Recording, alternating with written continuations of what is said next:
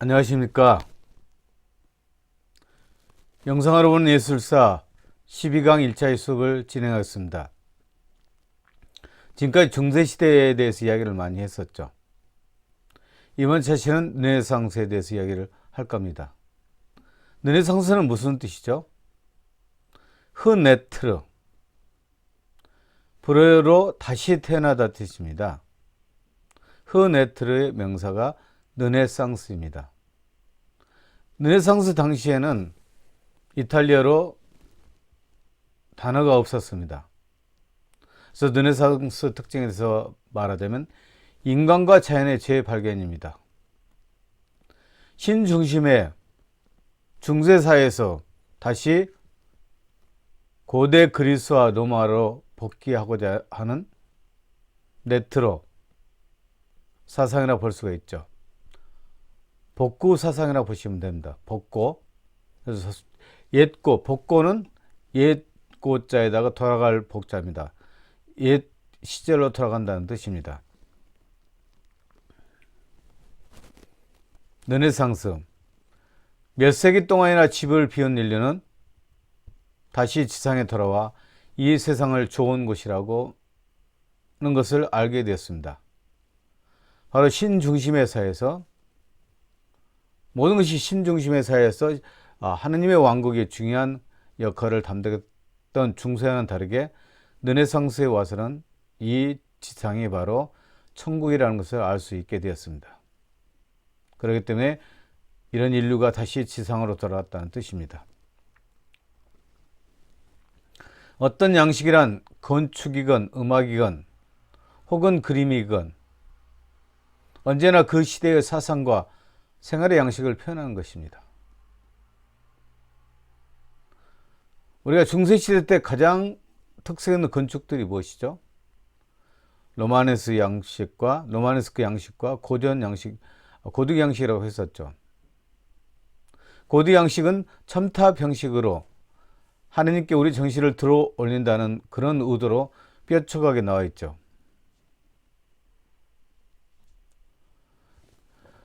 그렇기 때문에 모든 예술 양식은 시대 양식을 반영을 하고 있죠.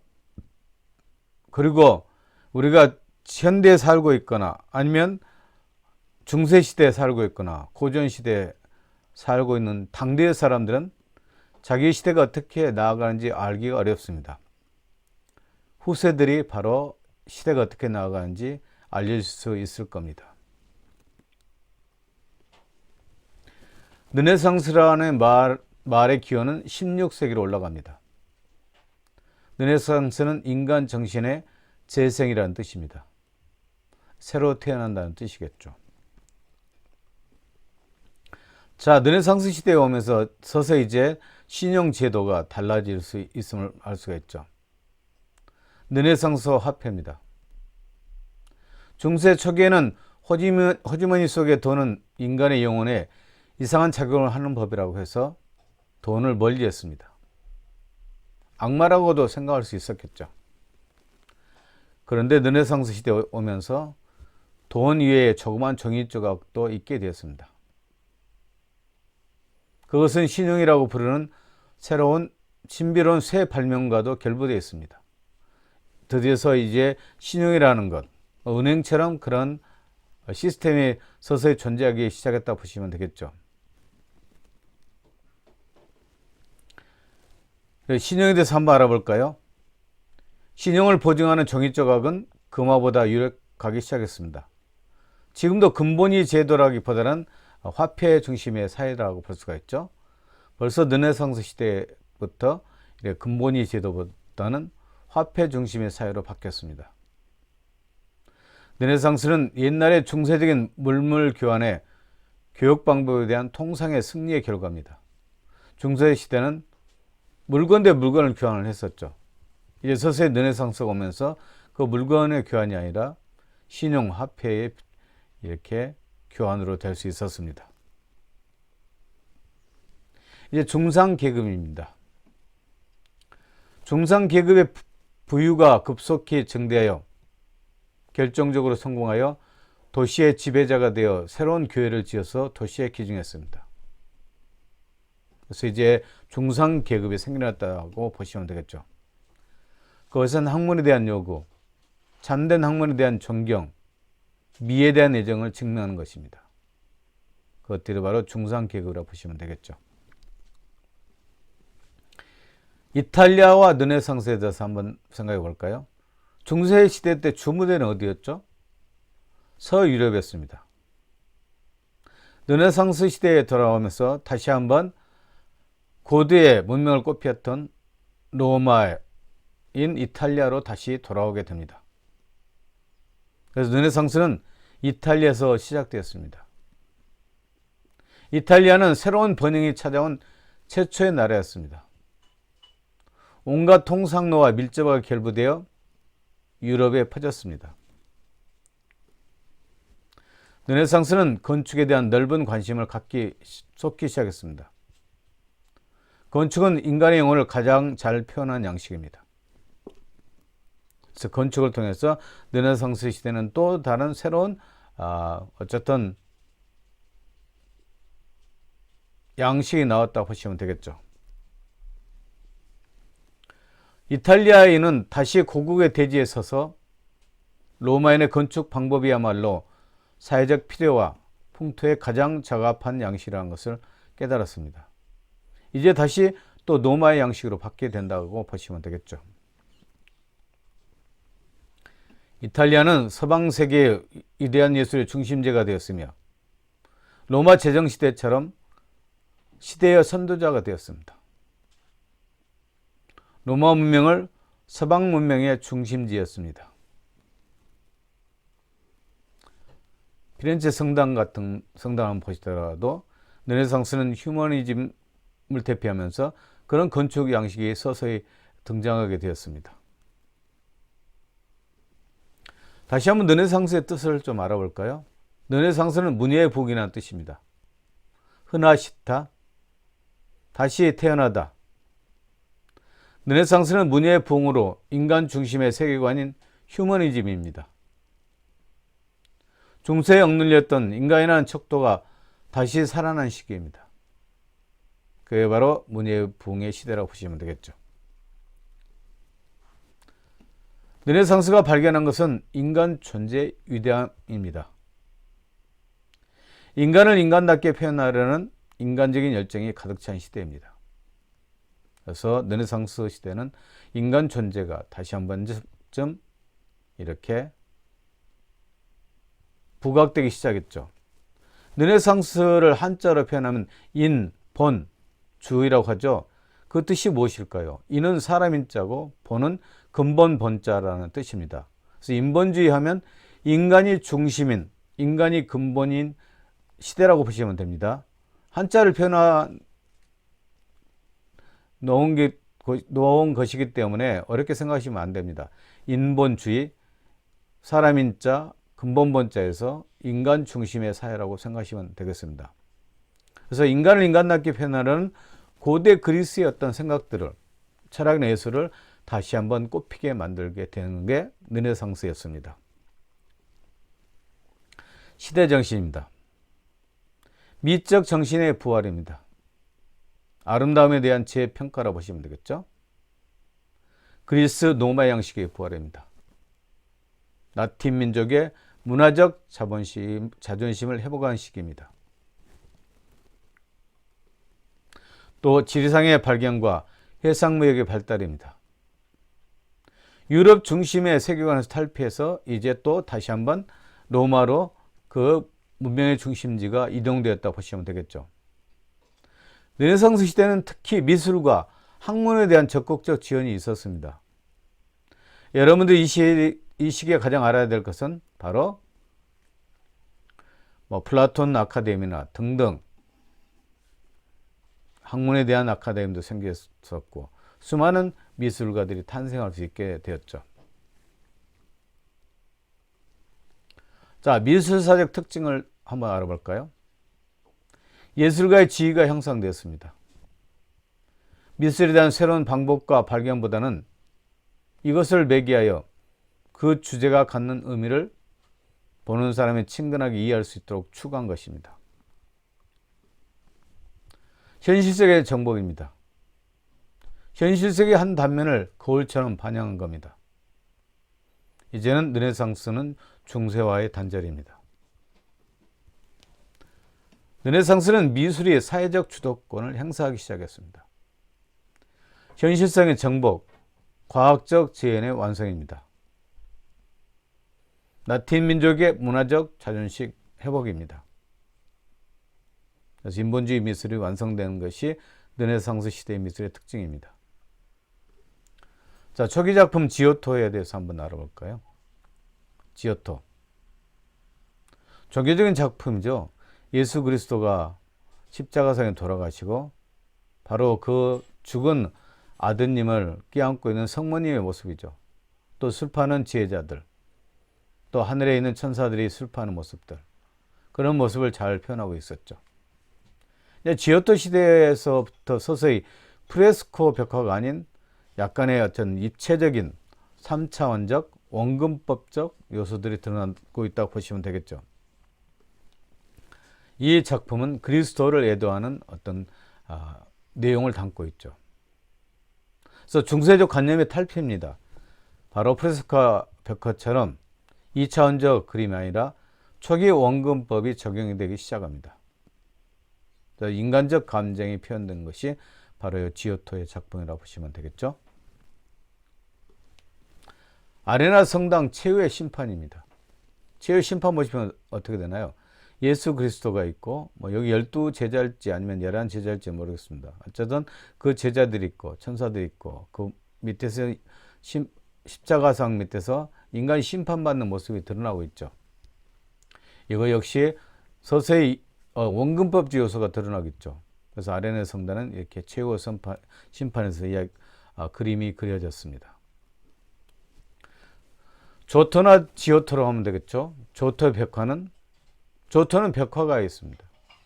화가의 작품은 독립되어 있습니다. 벽화는 벽의 불가견의 부분이고 건축상의 목적과 미술사의 목적을 겸하고 있습니다. 조토의 걸작은 아시시 여러 상하급 성당이 있었습니다. 지오토는 작품뿐만 아니라 인격과 사생활의 품위로서도 예술가의 사회적 지위를 높이는 데 공헌했습니다. 그는 색채와 선과 소리로 사색한 철학자의 한 사람으로서 그의 일의 성질 그 자체에 의해서 높은 사회적 지위를 가질 충분한 자격이 있었습니다. 이때부터 예술가의 지위가 르네상스 시대부터 이렇게 승격되었다 보시면 되겠죠. 지오토는 언제나 인물을 외면해서 그렸는데 그의 제자 안젤리코는 인물을 외면만이 아니라 내면에서 그렸습니다. 이 특성에 대해서 한번 알아볼까요? 이것은 전이사조라는 겁니다. 그래서 우리가 그림을 그릴 때 고대 중국에서 고개지라는 사람이 있습니다. 그래서 육법이라는 것이 있는데 그 중에 한 특징인 전이사조입니다. 전이사조라는 것은 전신사조라고도 하죠. 초상화를 그릴 때 인물의 외면만을 그리는 게 아니라 내면 세계까지 그려야 된다는 것을 말하는 것이 전이사조입니다. 그래서 바로 지오토는 비록 외면의 모습을 많이 그렸지만 안젤리코는 이렇게 고대 중국의 회화 사상처럼 인물의 외면뿐만 아니라 내면도 그렸다는 겁니다. 안젤리코의 그림에는 색채가 있고 더욱이 풍부하게 사용되어 있는데 그 색채는 스테인 글라스 창보다 훨씬 보기에 좋은 것입니다. 메디치 집안, 아까 이야기했죠. 이탈리아 시대 때 예술이 꼽힐 수 있었던 것은 메디치가 덕분입니다. 그래서 메디치 집안은 3세기 동안이나 미술을 사랑했을 뿐만 아니라 그것을 보고 알 수 있는 남녀를 낳았습니다. 마사치오의 가장 중요한 작품은 프란카치 집안의 플로렌스의 산타 마리아 델 카르미네 성당에 있습니다. 이 사원에는 불교 이야기죠. 근데 성당이라고 보시면 되겠습니다. 마사치오는 이제 또 르네상스를 대표하는 화가가 되겠죠. 마사치오는 서서히 원근법적 요소를 가장 잘 나타내는 예술가 중 하나였습니다. 마사치오는 성삼위일체라는 작품을 통해서 드디어 더욱더 원근법적 요소를 드러낸다고 보시면 되겠죠. 마사치오의 프레스코화 벽화는 건축의 한 부분이야 하며 순수하고 소박한 그림이었습니다. 그 그림들은 당시의 예술계를 깊이 감동시켰습니다. 마사치오의 성삼위일체입니다. 보면 성부, 하느님, 성령, 성자, 또 성모님, 또 요한, 보시면 되겠죠. 이처럼 성삼위, 하느님과 성령과 아드님은 각각 위를 세 개를 가지고 있지만 그것이 하나라는 겁니다. 그게 바로 삼위일체입니다. 보면 여러분들이 프레스코와는 달리 원근법적 요소가 들어있죠. 그렇기 때문에 이걸 보시면 삼위일체의 모습을 볼 수 있게 될 겁니다. 그래서 마사치오의 그림을 통해서 여러분들이 더욱더 원근법적 요소가 무엇인지 알 수 있게 되겠죠. 성삼위일체 대단한 거죠. 이제는 이 작품을 보더라도 이것은 벽화가 벽으로서만 건축 양식으로 사용했을 뿐만 아니라 예술 양식으로도 사용할 수 있다고 보시면 되겠죠. 바로 미술의 기능과 신미가 합쳐진 대표적인 케이스입니다. 실질적으로 벽으로도 사용할 수 있었고 또 이렇게 미술적으로 사람들에게 감상할 수 있는 기회를 주었던 것이 이래 기능과 신미가 동시에 합쳐진 겁니다. 자, 여기서 원근법적 요소가 드러나고 있죠. 원근법적 요소는 앞에 있는 요소는 크게 그리고 뒤에 있는 요소는 작게 그린다는 뜻이겠죠. 마사치오 전 원근법적 적용입니다. 성당은 몇백 년 동안 숱한 청년가들이 그림을 배우기 위해서 몰려든 학교가 됐습니다. 이 성당은 오늘날의 미술학교가 맡고 있던 역할을 했던 것입니다. 자, 이제 북부 플랑드르 지방의 대표적인 예술가에 대해서 한번 알아볼까요? 화가라고 보시면 되겠죠. 얀 반 에이크는 15세기 플랑드르 지방에서 사실주의 양식을 정착시켜 북유럽 회화의 르네상스를 이끈 인물입니다. 얀 반 에이크 기억해 두십시오. 그는 플랑드르 지역의 초상화 장르를 확립시켰으며 유화를 탄생시키기도 했습니다. 한번 보십시오. 유화를 통해서 그림을 그리면 1000년이 넘게 갈 수가 있었죠. 이때 바로 정말 헤아려서 작품, 색채를 중시하기 시작한 시대가 되었습니다. 그래서 거의 모든 작품에 서명을 한 최초의 플랑드르 화가이기도 합니다.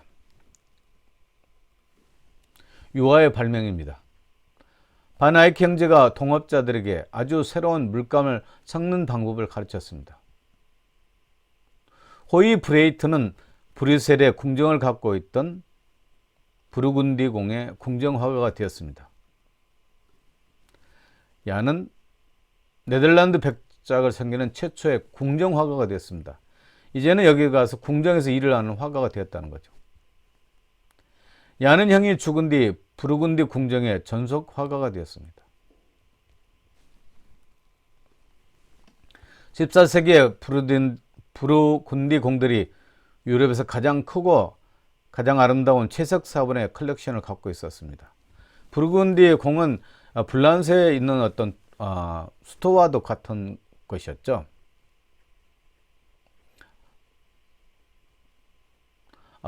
그때 거기를 지배하는 공들, 어쨌든 귀족들이나 왕들을 그렇게 생각하시면 되겠죠.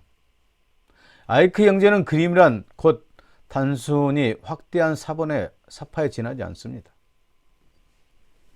아이크 형제는 달걀 흰자에나 초대신 아말씨로 짠 기름을 사용하는 법에 착안했습니다.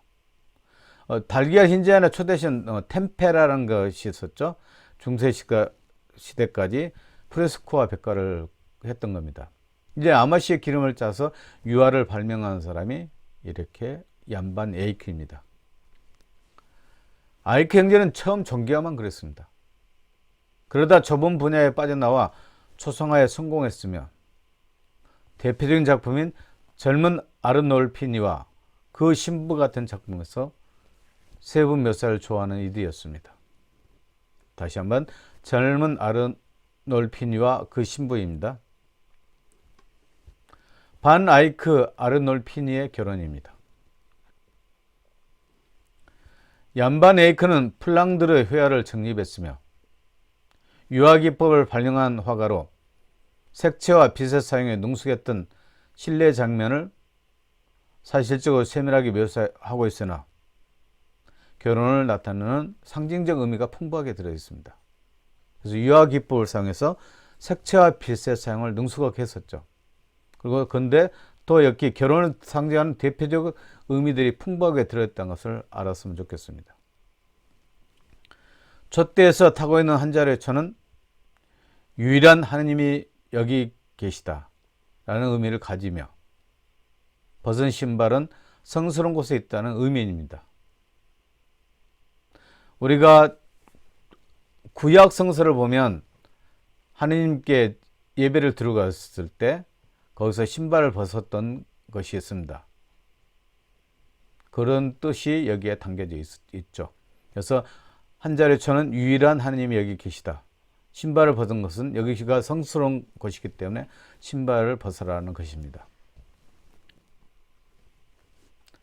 그리고 침대 옆 의자에 생겨진 성녀 말가르타 상은 결혼 후에 출산을 상징하며 강아지는 부부의 충실함을 상징합니다. 에이크, 뒷벽 중앙의 볼록 거울에는 화가인 에이크 자신의 모습과 또 다른 한 사람이 그려져 있어 화가는 이 결혼식의 증인이기도 합니다. 는 사실을 전하고 있습니다. 거울 위의 벽에는 얀반 에이크가 여기에 있다 라고 쓰여져 있는데 이로 미루어 보아 이 그림은 일종의 결혼 증명서 역할을 했던 것으로 짐작됩니다. 그래서 우리가 결혼 증명서 우리가 서명을 하죠. 근데 바로 거울 위의 벽에가 얀반 에이크가 여기에 있다 라고 쓰여져 있으면서 일종의 결혼 증명서, 결혼하고 있다는 것을 보여주고 있겠죠. 지금까지 어쨌든 얀반 에이크에 대해서 이야기를 했습니다. 자, 그럼 티치아노에 대해서 조금 더 이야기를 하고 이번 차시를 마칠까 합니다. 조금만 하고 다음 차시도 이어지기 때문에 티치아노의 어떤 태어난 배경이나 좀 이야기를 해볼까요? 티치아노는 1488년에서 1490년 사이에 베네치아 근처 도시 피에베 데 카도레에서 태어났습니다. 10살쯤 형과 함께 베네치아에 있는 삼촌 밑에서 견습 화가로 일했습니다. 이때 베네치아의 미술계를 이끌던 화가인 젠틸레 벨리니와 지오바니 벨리니에게 차례로 그림을 배웠습니다. 1516년 산타 마리아 데이 프라라 교회 제단화 제작을 요청받았고, 제단은 성당 같은데요. 거기 미사를 지내는 이게 식탁과 같은 것이라고 보시면 되겠죠. 성모승천을 제작했는데 그것이 큰 성공을 거두면서 베네치아에서 독보적인 화가가 되었습니다. 성모승천입니다. 플랑드리는 기법, 전체를 색채로만 그리고 뚜렷한 윤곽을 사용하지 않은 것이며 이것이 플랑드리인의 기법이었습니다. 티치아노는 초상화, 풍경화는 물론 종교화 등 많은 분야에서 많은 작품을 남겼는데 그의 작품은 르네상스 시기 이후는 물론 이후의 서양 미술에 큰 영향을 주었습니다. 티치아노가 택한 화제는 저승의 생활 전반에 걸쳐 있고 르네상스 사람들의 인생에 대한 열렬한 애정을 표현했습니다. 자, 오늘은 어쨌든 르네상스 미술의 특징에 대해서 잠깐 초기의 작품에 대해서 알아봤습니다. 점차 우리가 티치아노뿐만 아니라 이제 르네상스가 깊어지면 깊어질수록 수많은 화가들이 나오고 있죠. 레오나르도 다빈치, 미켈란젤로, 또 라파엘로 등 정말 3대 거장이 르네상스 시대에 나오게 되는 거죠. 어떻게 보면 르네상스는 정말 예술이 꽃폈고 학문이 꽃폈던 시대로 생각하시면 됩니다. 그래서 오늘 수업은 여기까지 진행하겠습니다. 감사합니다.